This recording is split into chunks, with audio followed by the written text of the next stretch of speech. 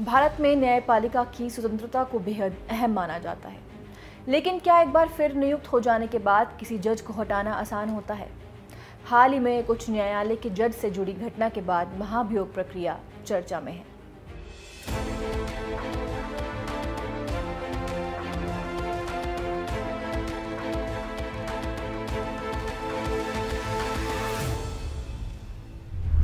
नमस्कार, आप देख रहे हैं क्विक फोकस और मैं हूं आपके साथ जानी। लोकतंत्र में चेक्स एंड बैलेंसेस यानी संस्थाओं के बीच संतुलन बनाए रखना बेहद जरूरी है।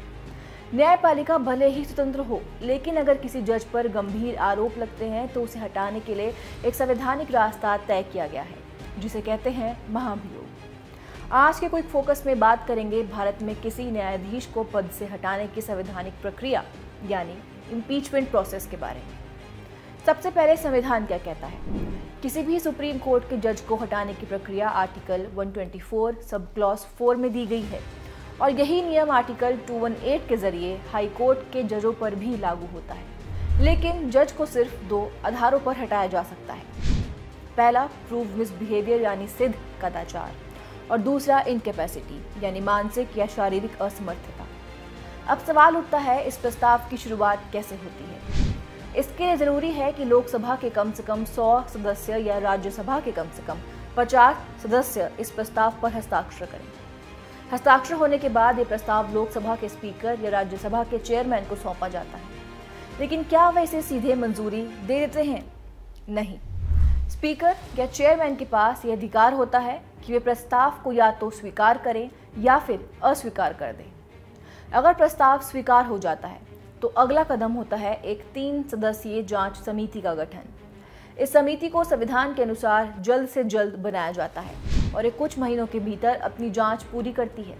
इस जांच समिति में शामिल होते हैं चीफ जस्टिस ऑफ इंडिया या सुप्रीम कोर्ट का कोई जज, किसी हाई कोर्ट का चीफ जस्टिस और एक प्रख्यात विधिवेत्ता यानी एक ऐसा कानूनी विशेषज्ञ जो अपनी विद्वता के लिए जाना जाता है। ये समिति आरोपों की गहराई से जांच करती है, सबूत जुटाए जाते हैं, गवाहों को बुलाया जाता है और अगर ज़रूरत हो तो जज का मेडिकल टेस्ट कराने की सिफारिश भी की जा सकती है। जांच पूरी होने के बाद समिति अपनी रिपोर्ट स्पीकर या चेयरमैन को सौंपती है। अगर समिति की रिपोर्ट में जज को दोष मुक्त पाया गया तो मामला वहीं खत्म हो जाता है। लेकिन अगर समिति कहती है कि दोष सिद्ध हुआ है तो प्रस्ताव पर वोटिंग कराई जाती है उस सदन में जहाँ से ये मामला शुरू हुआ था। इसके बाद प्रस्ताव को दूसरे सदन में भी 2/3 बहुमत से पारित करना होता है। यहाँ साधारण बहुमत पर्याप्त नहीं होता। महाभियोग प्रस्ताव पास होने के लिए 2 शर्तें जरूरी हैं। पहली, सदन में उपस्थित और मतदान कर रहे 2/3 सदस्य इसके पक्ष में वोट करें, और दूसरी, ये संख्या उस सदन की कुल सदस्य संख्या के 50% से अधिक हो। यदि ये दोनों शर्तें पूरी होती हैं तो संसद राष्ट्रपति से अनुरोध करती है कि उस न्यायाधीश को पद से हटाया जाए। इसके बाद राष्ट्रपति एक आधिकारिक आदेश जारी करते हैं। किसी भी लोकतंत्र में न्यायपालिका की स्वतंत्रता जरूरी है, लेकिन जब सवाल उठते हैं जवाबदेही के तो संविधान का यही ढांचा हमें रास्ता दिखाता है। महाभियोग कोई आम प्रक्रिया नहीं है, ये एक दुर्लभ लेकिन बेहद जिम्मेदार कदम है। आज तक भारत में किसी भी सुप्रीम कोर्ट या हाई कोर्ट जज को महाभियोग के जरिए हटाया नहीं गया है। आज के विषय में बस इतना ही। फिर मिलेंगे एक नए विषय के साथ। तब तक के लिए देखते रहिए क्विक फोकस।